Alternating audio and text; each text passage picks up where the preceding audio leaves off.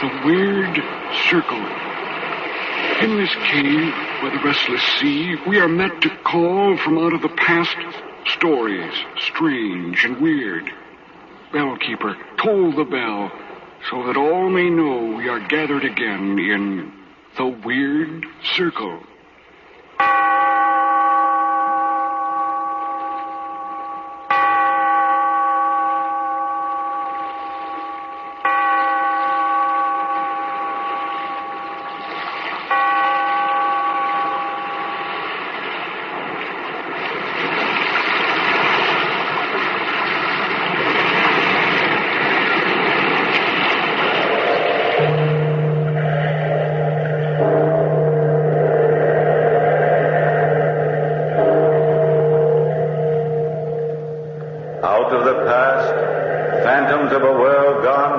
Speak again the immortal tale, the telltale heart.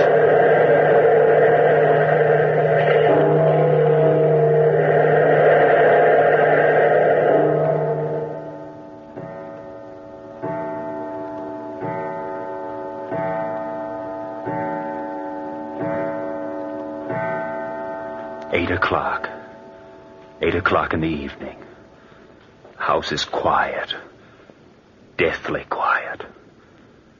My uncle and I have just finished our meager repast in the dining room. Listen. Yes, that's my uncle, walking up and down overhead, pacing the floor. He senses it, too, my nervousness. Every night after dinner, he leaves the dining room and goes upstairs to the second floor, where he paces up and down. And suddenly, his heart begins to beat louder and louder. You can't hear it, but I can. My nervousness has sharpened my senses. Yes, I can hear things no one else can hear. Confound my senses. The footsteps. They've stopped. Now he'll walk down the circular stairway and join me here in the parlor. And I'll have to look at him, watch him. That eye.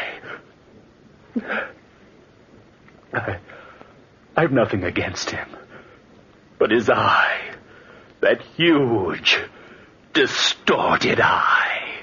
If the eye offends thee, pluck it out. Pluck it out. Tortures me at night.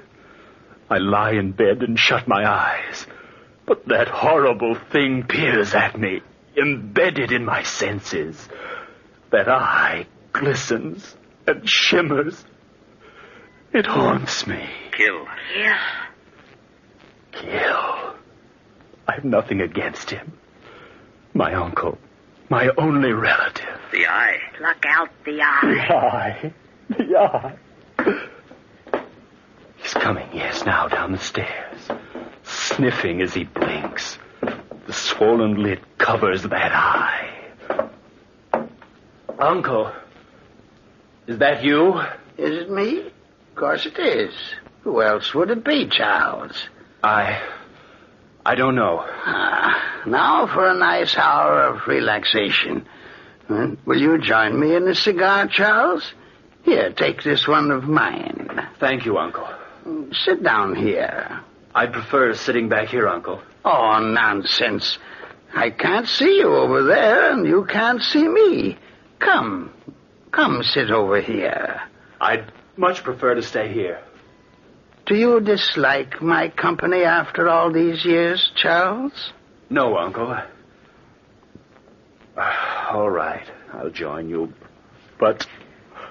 Why are you staring at me like that? The eye. Look at the eye. Staring at you. Red and swollen hideous. A pale blue film covers it. Kill. Charles? Yes, Uncle? Come, light up your cigar. Here's a light. Now, that's better, my boy. These cigars have a rich, fragrant aroma. A very rich, fragrant aroma. It lulls a man's nerves into a peaceful state. It leaves the mind free for contemplation, doesn't it? Kill. Yes, Uncle. Kill. Nothing like the hours spent meditatively, Oh, blasted visitors. You answer the bell, Charles. Yes, Uncle. I dislike being interrupted like this. It's bad for my digestion. People should know that. Good evening, Mr. Holscomb. Well, good evening, Charles. I hope you and your uncle don't mind a nice neighborly visit. I'm sure we don't, Mr. Holscomb. I'm glad. I was all alone this evening and felt the need of a nice, friendly chat, so I dropped over. Good evening, Mr. Woodward. Good evening, Mr. Holscomb.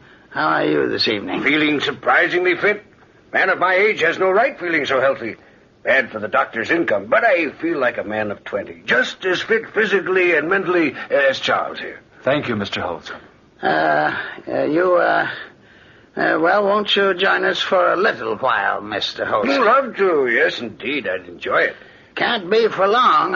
I'm retiring early, but a short visit would be appreciated. Thank you, Mr. Woodward. Mind if I light up my pipe? No, not at all, Mr. Holscomb.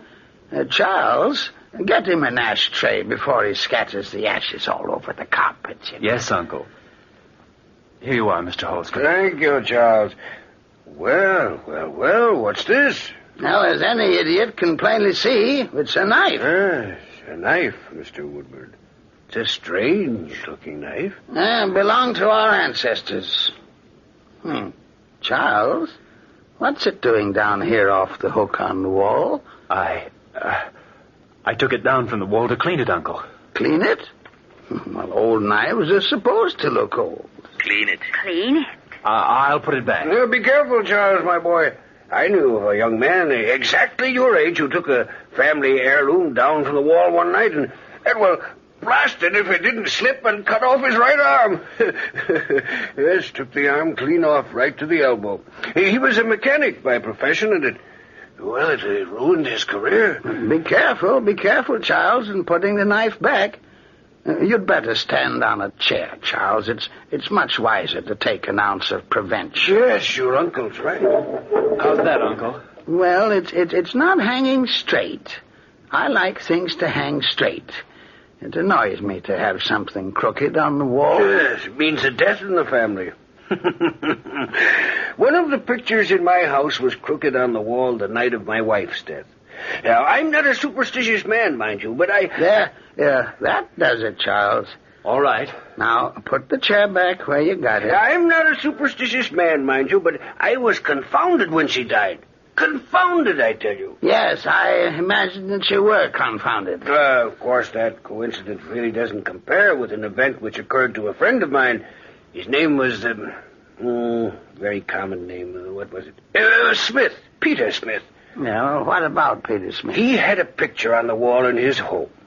Well, this picture sidled over on its wire, refusing to stay upright. The picture refused? I swear it's true, Mr. Woodward. Well, I was there, if you don't believe me. Do you know what happened? No, I do not know what happened. Peter Smith died that very night. All right. What time is it, Charles? Almost 9 o'clock, Uncle. 3 more hours. 3 more hours. If thine eye offends thee, pluck it out. It's 9 o'clock. It's almost my bedtime, Mr. Holscomb. Oh, don't mind me, Mr. Woodward. I was about to leave anyway. I say, look at the knife hanging on the wall. It slipped sideways again. So it has. Anxious? Anxious, Charles. The knife is anxious. Reminds me of Peter Smith's picture. Well, I must be on my way. Don't bother to see me to the door, Charles. I'll find my way out. Good evening, Mr. Woodward. Good evening, Mr. Holscomb. Confounded. That man makes me nervous, Charles, with his stupid stories of Smith. Fix that knife, Charles. Of course, Uncle. I'll fix it right away. I'm tired. I'll go on up to bed now. I'll help you up the stairs, Uncle. Help me? Since when do I need help? Well, maybe I do, Dad.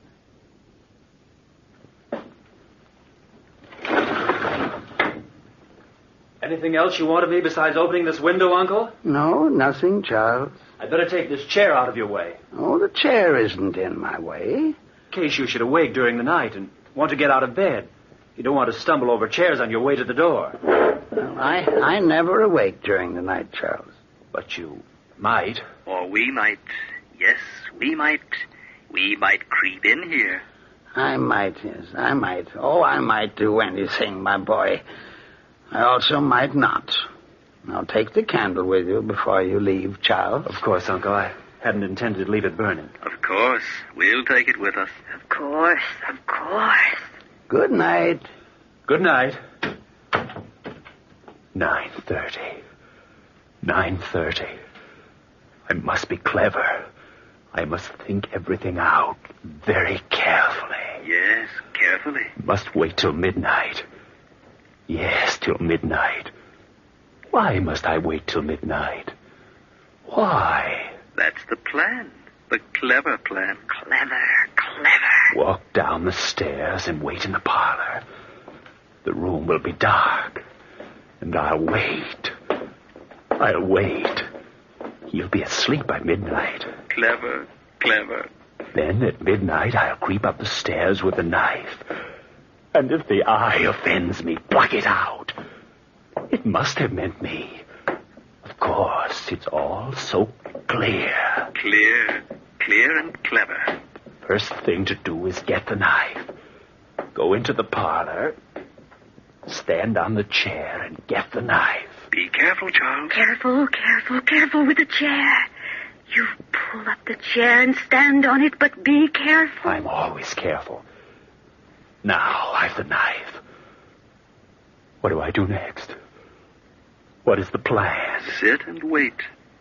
Sit and wait. The doorbell. Who could it be at this hour? This isn't part of my plan. No, not part of my plan. Get rid of them, whoever they are. Get rid of them. Oh, Mr. Holscomb. Sorry to disturb you, Charles, but I left my pipe here. I looked all over my house for the blasted thing before I remembered I'd left it here. Well, it must be in the parlor. Don't bother yourself. I'll get it. It's no bother. Why, you're trembling, Charlie. Did I frighten you when I rang the bell? Well, I wasn't expecting you. No, not expecting you. Expecting you. I read of a man in the paper who died of fright when his doorbell rang. It was just the other day I read it. Very amusing article, too. But, oh, here's the pipe. Imagine my leaving it behind. Yes, imagine it. Thanks again, Charles. What's this knife doing down here again? It slipped. Slipped again, did it? Well, well, well. Just like the picture at Peter Smith's. Let me know if anything happened. Of course. Of course. Of course. Good night, Charles. Good night, Mr. Holscomb. Now, the plan. The plan to wait. Wait.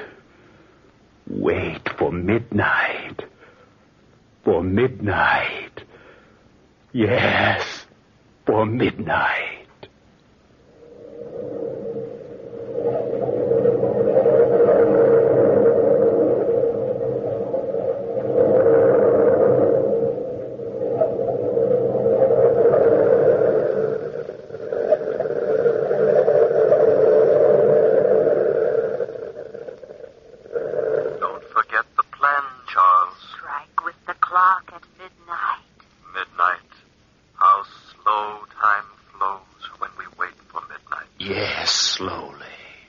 So very slowly. Does Holscomb suspect Charles? He knows that the knife had been moved. Does he know it's in your hand now, Charles? Snugly in your hand. The plan calls for the knife to be in my hand. Charles, your palms are moist. Maybe the knife will slip, Charles. It's almost midnight. Yes, Charles. 15 seconds. Maybe the knife will slip, Charles. It can't slip. It belongs in my hand. Where is the lantern, Charles? You've got to see, you know. I have it. It's ready. Listen, Charles. Listen.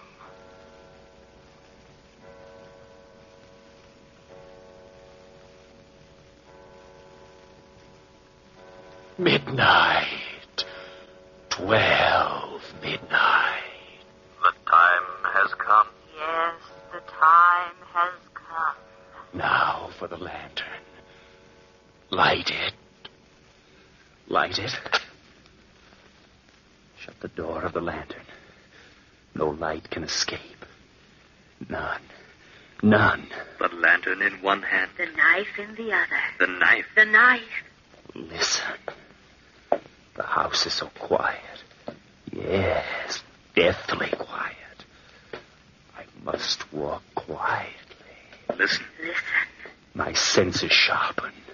Every second makes them sharper. I can hear the rhythmic beating of the old man's heart.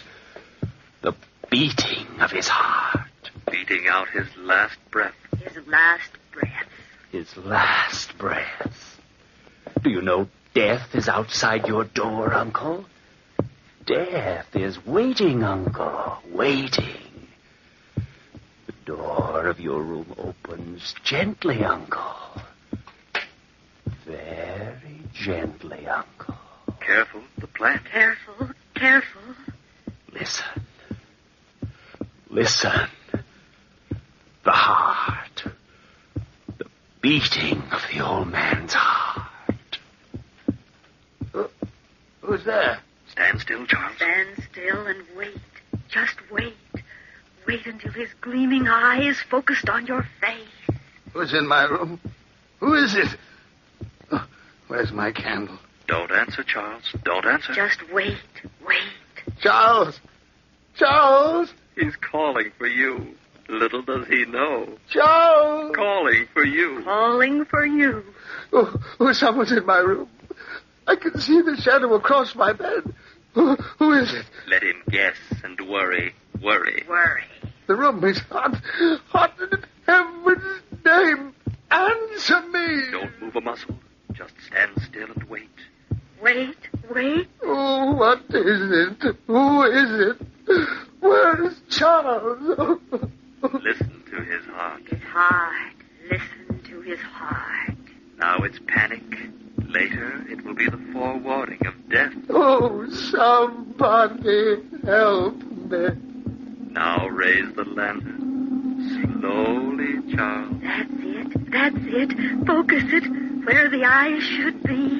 Then slowly open the door of the lantern and let the light shine in that eye. If the eye offends thee, pluck it out. The eye. No, no, not the knife. Not the knife. Listen to the heart beat its last beat. He's dead. He's dead. And I'm free of that horror. Free of the eye. Of the scorpion eye. The horrible scorpion eye.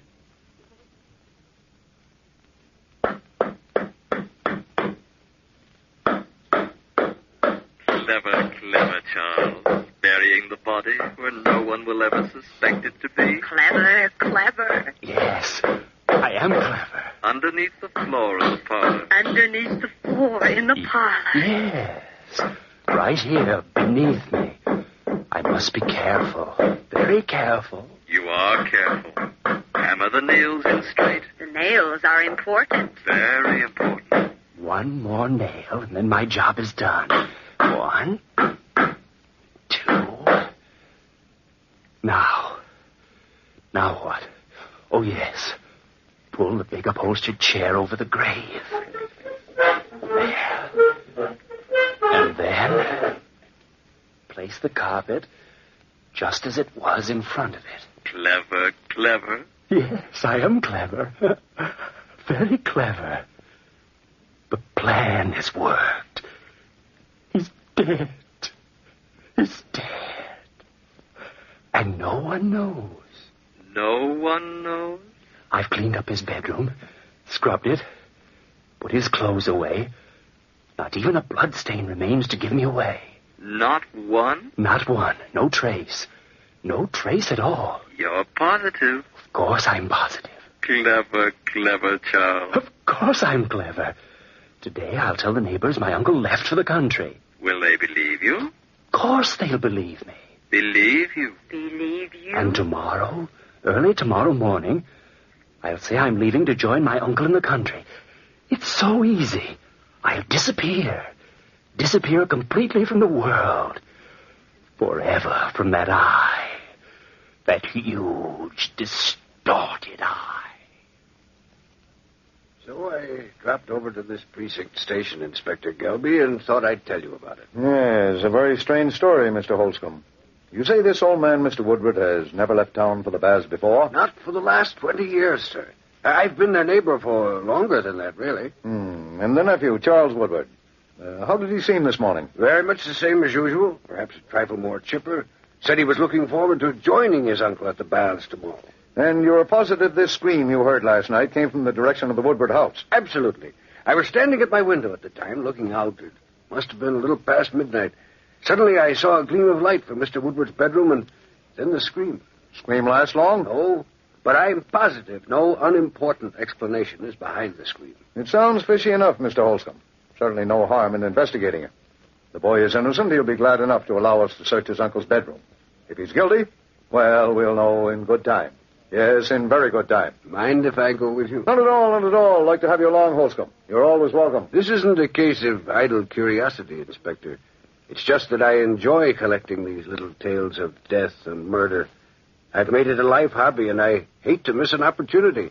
Yes, I hate to miss an opportunity.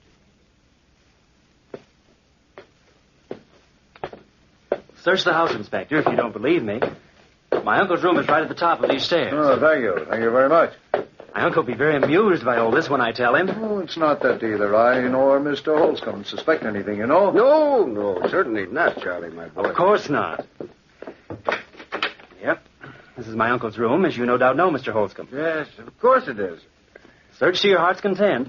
Room's in perfect order. If I murdered my uncle mysteriously, there ought to be at least one blood stain on the bedclothes or on the floor. Mind if I undo the bed to look at the sheets? Well, not at all, Inspector. Careful. You're clever, but be careful. The bed sheets are used, but there's certainly no sign of violence here. Well, naturally, Inspector. And the floors.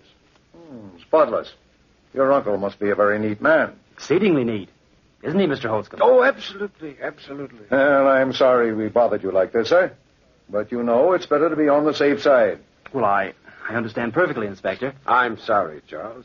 Perfectly all right, Mr. Holscomb. I would have done the same thing in your shoes. Won't you gentlemen join me in the parlor for a cup of tea before you leave? Well, now, we'd be too much trouble. No trouble at all, I guarantee you. No trouble at all. Here, I better close the door to Uncle's room before dust blows through from the hallway. You know my uncle's fetish. Well, I'll join you gentlemen in the parlor shortly, after I fetch the tea.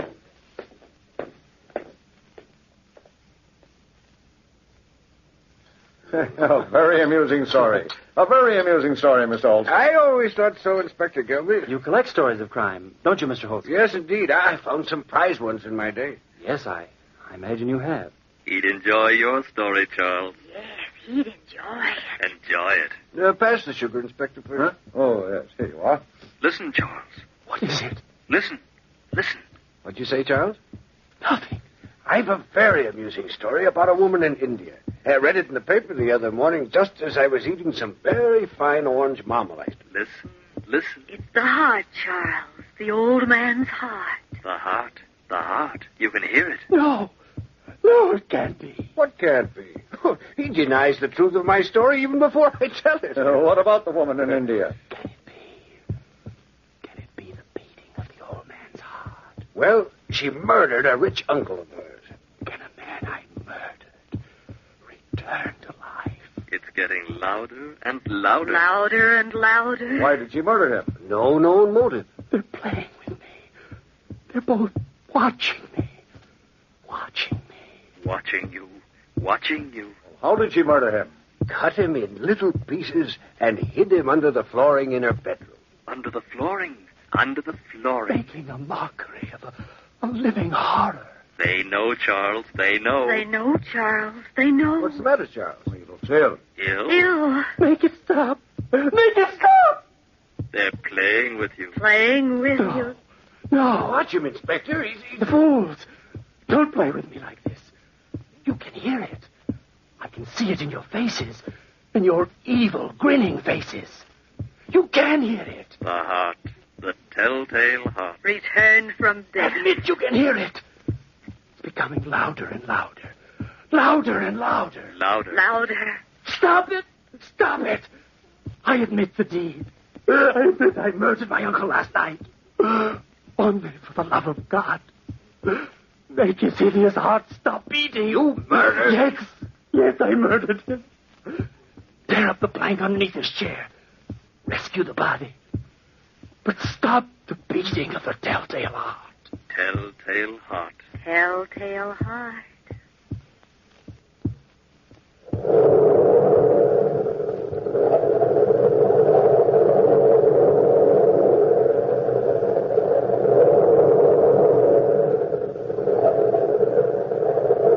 From the time-worn pages of the past, we have brought to you the story, The Telltale Heart.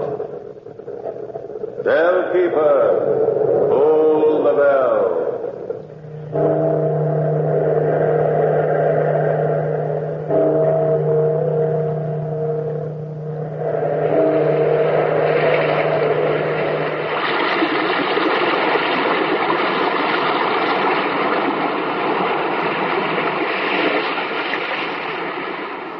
From the time-worn pages of the past, we have heard another immortal tale in The Weird Circle.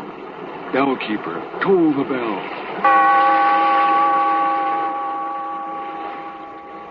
Be here in this lonely cave by the restless sea once again next time for another immortal tale in The Weird Circle.